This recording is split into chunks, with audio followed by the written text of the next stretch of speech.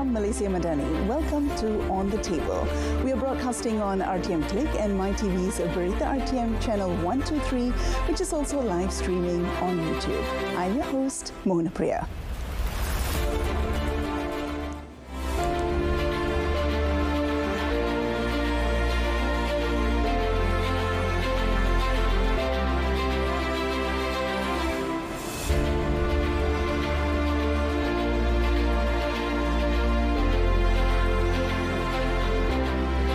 Last week, US President Donald Trump made a dramatic U-turn on retaliatory tariffs, offering relief to Malaysian markets that had been bracing for a steep 24% tariff rate.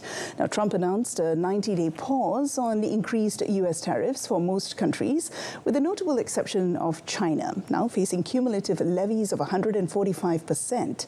In response, Malaysia is preparing a diplomatic mission to the US at the end of April, led by the Ministry of Investment, Trade and Industry. So what lies for Malaysia amid these shifting tides? To shed light on this issue, we're joined in the studio by Mr. Nur Hisham Hussein, Economic Advisor at the Prime Minister's Office. Welcome to the program. My pleasure to be here. Mr. Nur Hisham Hussein, let's dive straight in. Sure. What was your reaction to President Trump's announcement of a 90-day pause on the reciprocal tariffs? Is this something that you saw coming? No, not at all. I think it was a surprise to everybody. It was a relief for the markets. It was, I think it was a surprise to some in the American administration as well, given from the reactions that and the signals that we got from them. But I think this is something that we're going to have to get used to in the age of Trump. And it's something we saw in his first term as well. There was a lot of I would say, by-the-cuff policy-making that can be quite disruptive. Right? So, but unfortunately, it is what it is. I think this is the world that we live in, and we just have to manage as best as we can. Now, we've gone from a proposed 24% to what is now a blanket 10% tariff, applicable to nearly all countries except China. In your view, is this something that is manageable? I think this is like saying that we'll take an arm and a leg, and then they change their mind and say, I will just take your arm instead.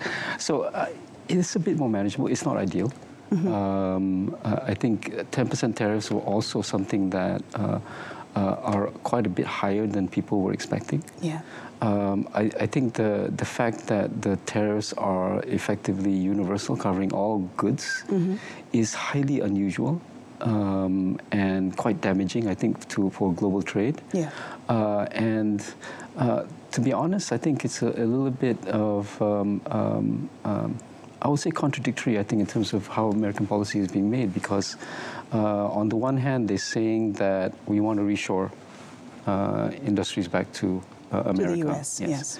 But universal tariffs actually work against that, because you're not just, take for example, shipbuilding, which is one of the key sectors that they were talking about. Because apparently China makes 1,400 ships every year, and the US only made 5 last year.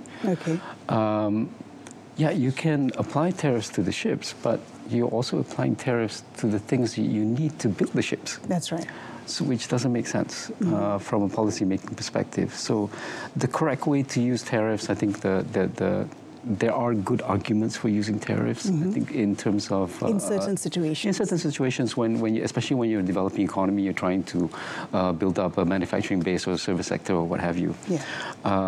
You generally apply the tariffs to that specific sector on the completed product, but not on the intermediate parts of things. Like, just for cars, for example, it's not just iron and steel, it's also plastic, it's rubber, it's fabric, it's chips, actually. That's right.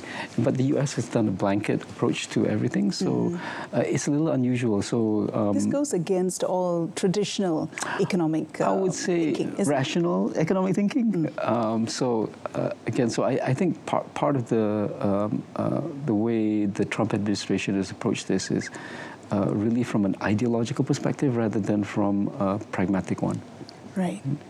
Okay, now with the US and China engaged in tit-for-tat tariffs, that's what's happening right now. Yep. What kind of spillover effect are you expecting on Malaysia's economy? And can we see some kind of trade diversion happening? How does this turn out? I don't think that, well, we had that trade diversion happening during the first Trump administration, and it's been an ongoing process. They're calling it China +1, Yeah. right?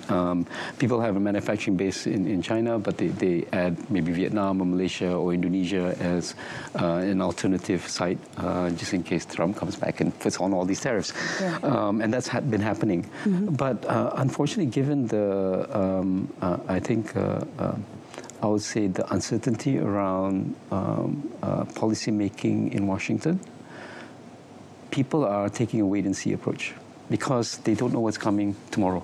Okay. Much less a year from now. Yeah. And you need at least 2 or 3 years to actually, make real investment decisions because it's not cheap building a factory. That's right. And you have to look for the site, you get licenses, you have to commit money and resources and all of that. And I think the trade diversion argument will only be effective if we have some certainty around what American objectives actually are. And until we have some certainty around what tariff structure is actually going to be effective, I think, next year and 2 years from now and 3 years from now. Which is very hard to estimate at this point. So at this point, I think a lot of people are saying, we'll just stay still. I mean, we can't make any decisions in this kind of environment. So any advantage that any of the countries will have, because obviously our tariffs or our retaliatory tariff is lower than Vietnam's, for example. We're at 24 versus 49% for them. But one, we had this pause. Second, I think the Trump administration is also looking at a review of, for example, autos and semiconductors and all of that, which should take roughly about 9 months. Ooh. So we're in a situation where it's very difficult for businesses to make decisions. So I don't see trade diversion happening at this moment in time. People are just still scrambling to work out, what's going on. Yeah, and that's going to be a wait-and-see approach. Correct. Okay, on that note, on our diplomatic front, our Investment, Trade and Industry Minister, Tengku Datuk Sri Zafrul Aziz, is set to travel to Washington later this month. What is Putrajaya hoping to achieve from the tariff negotiations there? I think for starters, I'm obviously not authorized to speak on what our policy position actually is. But I think for starters, what we're actually hoping to get out of this is, what do the Americans actually want out of all of this? And then, only then can we figure out what our response to that shall be. So is it more of a fact-seeking mission then?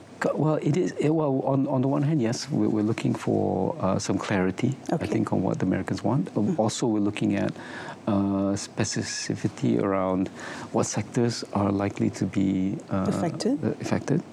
Also, I think because we had the national trade, the USTR's trade report, I think the week before the retaliatory tariffs were actually announced. And there were some non-tariff barriers that actually mentioned around that. I think that is a key area, I think, in terms of the negotiations. That's right. I did have a question about that, actually. That the report highlighted Malaysia's non-tariff barriers, which include investment restrictions, banking sector issues, auto procurement policies. Are these concerns that Putrajaya is interested in addressing?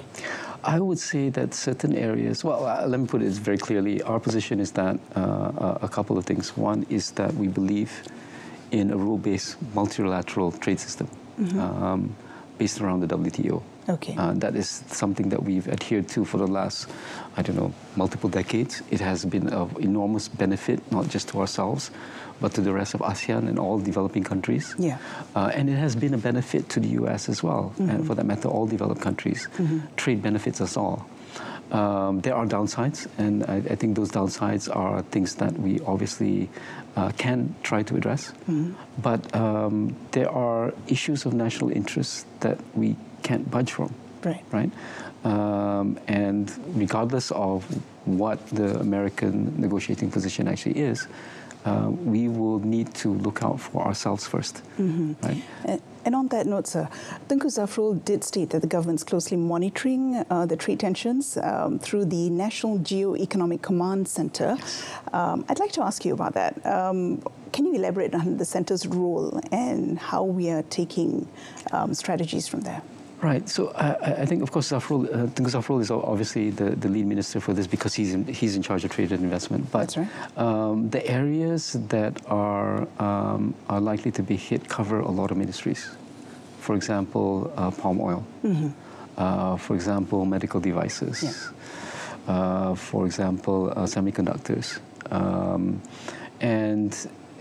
Because of that, there was a need to have a coordinating body within the government to actually, one, to ensure that there's consensus around what Malaysia's policy position actually is, to ensure coordination between different ministries, to ensure that we're very clear about what our red lines are. Okay. Right? Because obviously, Tunku Zafrul is only responsible for the trade and investment part. He cannot speak on behalf of his colleagues unless his colleagues give him that information of where where the needs are. And of course, because we have a Westminster system, all decisions are by the consensus of cabinet. Right? So we needed that coordinating body to ensure that everybody's aligned.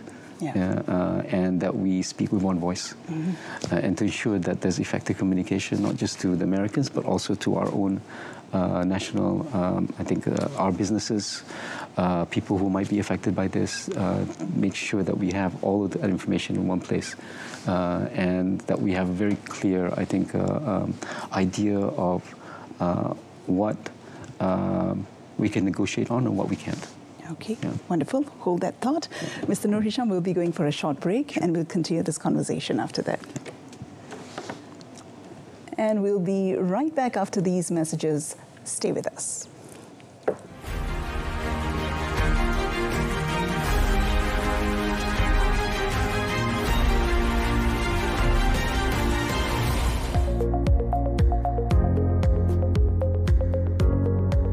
So leadership by example is something very important for me. So all our staff, if I want to instruct my staff to do something, I got to make sure I will be able to do it. And in case they are not able to do it, I can show them how to do it so that they can repeat, they can emulate what I have done so that they can do it better in the future.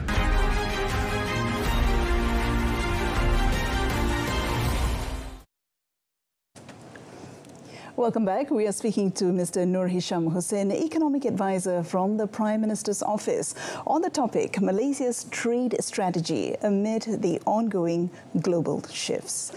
Mr. Nur Hisham, could you, I'd like to discuss China. In light of the recently concluded President Xi Jinping's state visit to Malaysia, now China remains a critical trade partner for us. And are there clear lines in terms of what we are willing to concede to the US? And do you think China's relationship will eventually become a bargaining chip when it comes to talks? It appears to be so. I think President Trump has mentioned that. You're with us or against us kind of approach.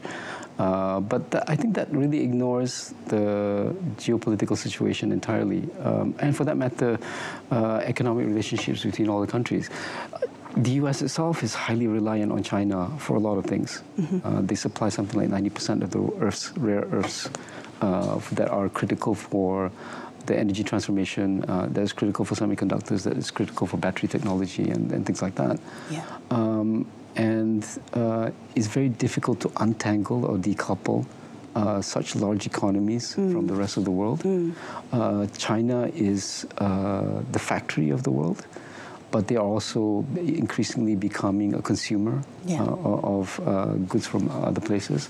They are a source of investment for a lot of developing countries. That's right. And for that matter, they are a major funder of the US government. I think they hold something like 20% of all US government debt. So it's a rather intricate relationship, and it's very difficult to actually separate the two. Now, in the point of terms of our relationship between the US and China, The US is actually the largest investor in Malaysia in terms of absolute value. Yeah. And they have a long-standing, some of the biggest companies that they have long-standing relationship with Malaysia, like Intel. Yeah. Right. Intel has been here for the last 50 years, 50 plus years. Right. Half the chips that operate our PCs are made in Malaysia. Yeah. And there's a lot of other, I think, big investments that the U.S. has made within Malaysia that go back to America and is a critical part of their own supply chain. Yeah. Right. Having said that, China is also, I think, the number 2 in Malaysia, I think, in terms of investment. The number 1, I think, in terms of trade. Yeah.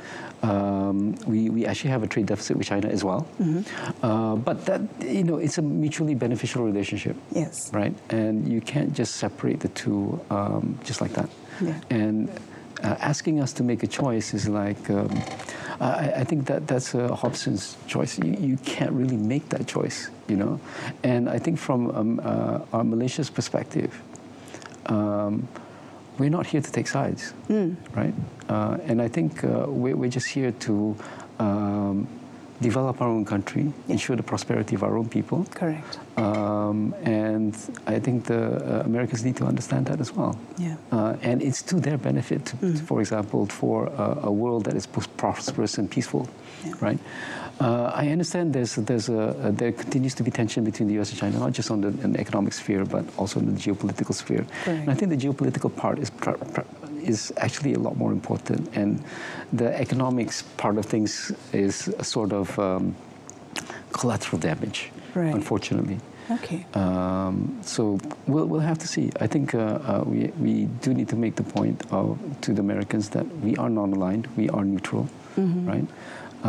We are not an ally of either sides. We're just a friend and partner to both. Right. Realistically, though, considering our size, how much leverage do we have to be able to state our position? Well, obviously, we're a small, open economy. Yeah.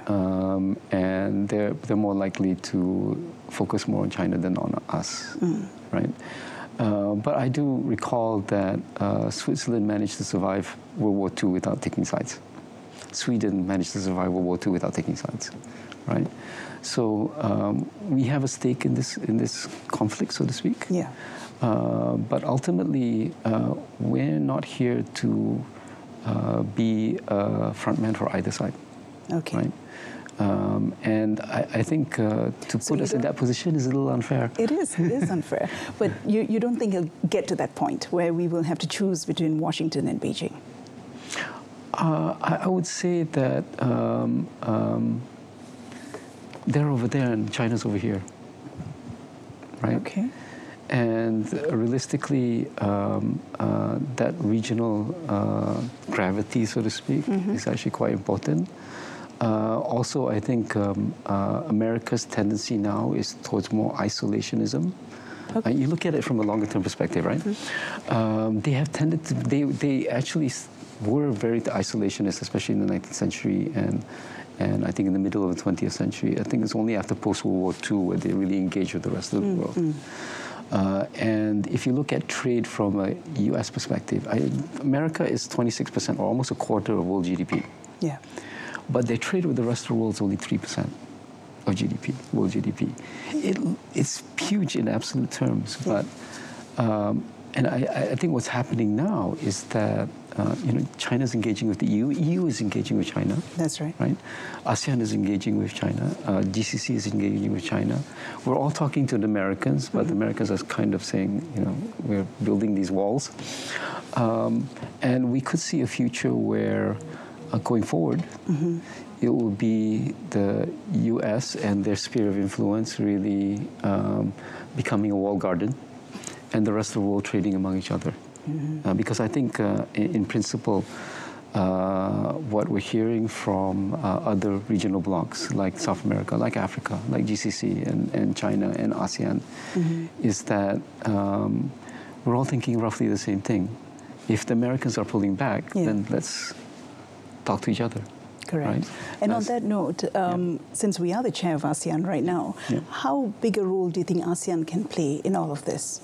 I think it's quite interesting because ASEAN previously, there was a lot of regional cooperation largely around, well, we have as any good friends or neighbors have, we've had our disputes. Yes. But generally speaking, we managed to keep the peace. We managed to integrate our economy slowly over time. And that process is accelerating. We're not quite at the stage of the EU where it's political and economic integration.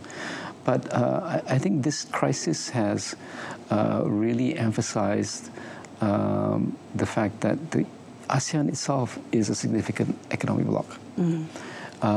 And this is a catalyst for us to integrate our economies further, to overlook or work together on the disputes that we have, and become stronger on our own. Because we are a collection of small economies. That's right. Right? But together we are a significant voice, and we can be a significant voice. Okay. And I think the PM has taken that on board. I think it's very encouraging that when the announcement around the retaliatory tariffs happened, all the other ASEAN countries started calling us. Okay. And we had an emergency meeting and all of that. So they were looking to us for leadership. And I think with PM, with the Kuzafrol, I think we've been able to provide that leadership. Okay. Although we cannot speak to the Americans on behalf of ASEAN, I think we can go in and share that ASEAN has a shared sense of principles around how we want to approach this. Correct. And that we want to be able to, I know the Americans don't like multilateral engagements, so we'll be talking to them on a one-to-one basis. Having said that, ASEAN itself has a set of principles, a set of platform where we're saying, we're taking a common approach to this. Okay. And we continue to believe in multilateral trade relationships, and we believe in the rule-based world order. Okay. And I think that's the way we're going to approach it. Okay, that's great. Now, with so much global uncertainty right now, our GDP forecast for 2025 was 4.5 to 5.5%. Does this still hold? Do you see it's under review. It will be reviewed, I'm sure. It will be. It's being reviewed. But I think going back to what we were talking about before, there's a lot of uncertainty. That's right. And we're in uncharted territory, aren't really, we? yes, the whole we world. Are. And it's almost like COVID, where it's something totally unprecedented. That's right. Right, and we don't know exactly how people are reacting. A lot of this is not down to dollars and cents or numbers. It goes back to people's psychology, because all this uncertainty is basically making people feel like, okay, I can't make investment decisions now. I can't make consumption decisions now. Let's pull back, forward up, and that will obviously have an impact on the economy, regardless of whether it's Malaysia or Vietnam or China or Japan or what have you. We're all facing a very uncertain future, so the likelihood of, I think, growth continuing as we expected earlier is unlikely. Having said that, I think the probability of recession for the rest of the world, not necessarily the Americans, is lower. We don't expect a recession at this point in time. Okay. But obviously... Well, what does it mean to the layman, Mr. Nur Hisham? I think for the most part... If the global economy shrinks, what does it mean to the layman? Well, obviously, as a small open economy, Malaysia will be affected. Right? We can't avoid that. Okay. Right? But I think we have tools in that we can use to ensure that the domestic economy is protected, that jobs are protected. We hopefully will be able to come to either an agreement with Americans, or that we open up markets in other countries. Like I said, I think we're all talking to each other. We're all roughly thinking about the same thing. Okay. If we lose the American market, let's talk about greater trade relationships. What else we can do? What else we can do? I think the EU, we actually started talking to the EU, I think last year, on FDA. Okay. And they've asked us to accelerate that process. So things are happening. It will take time, but hopefully we'll see some resolution of this tariff issue sometime this year. Hopefully. This year? I was thinking the next few months or a few weeks. I don't think that's a reasonable expectation, because even with Trump gave 90 days for the hold on to retaliatory tariffs, but they're talking to 75 countries. That's right. Right, and I remember. Take a number. Yeah, and this is very technical trade negotiations. And I remember the CTPPP for Malaysia. Yeah. It took us 10 years, right? I don't see a resolution in 90 days. So we could be facing a situation where those retaliatories come on back again. Okay. Or we could see a situation where Trump says, oh, I'll give you another 90 days, right? But, 75 countries, and we're talking about and there are red lines that everybody has that can't be crossed and that has to be negotiated. And I don't think the USTR has that kind of bandwidth to actually manage that. So, even if Trump wants fast deals, they'll be very superficial. And I think we'll continue to have deeper negotiations. The talks will still go on. Yes, still on. And the reality is that 10% tariffs is not ideal either. Yeah. Even if those continue, right? And those are likely to continue. It's the little retaliatory tariffs that he's put a hold on. That's right. So that 10% universal stuff is still there. And I don't think we're going to see a resolution this year. All right, we'll keep our fingers crossed and see where the talks go. Yeah. Mr. Nur Hisham, we have run out of time. Thank you so much for your insights today. My pleasure. And for coming into the studio today to speak to us. No problem. Thank you. And that's all the time that we've got for On the Table this evening. We've been speaking to Mr. Nur Hisham Hussain, Economic Advisor from the Prime Minister's Office. A repeat of this episode's broadcast can be viewed again at the same time tomorrow and subsequent days on both RTM Click and MyTV's Berita RTM channel, as well as Berita RTM's YouTube channel. Now, till next Thursday, where we'll discuss another topic of interest, I'm Mohana Priya. Thanks for watching.